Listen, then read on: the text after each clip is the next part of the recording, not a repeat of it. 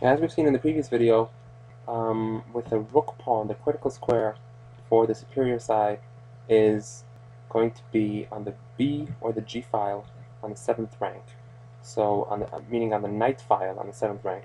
So in this case, if it's black's turn to act, then black should move to B2, and then black will win the game by safely convoying the pawn into the queening square.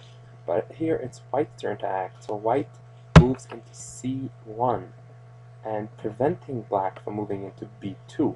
And if black cannot control B2 square, black will not be able to win. Very important with the rook file, as long as white, or whoever the inferior side is preventing the superior side from controlling the knight file on the 7th square, the knight file on the 7th rank, it'll be a draw. So in this case, white could be either on the C file, the B file, or the A file. Doesn't matter which one, as long as black is not able to move into B2. Now there's two slightly different ways in which it'll wind up a draw.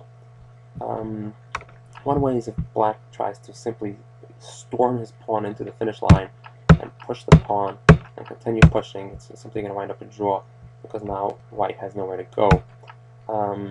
If black tries to put his king into the corner and thereby trying to prevent white from getting into the corner, it's also going to wind up being a draw for a slightly different reason. That's because black will have nowhere to move. As you can see, if black goes to see in this scenario right here, white is not allowing black to get out.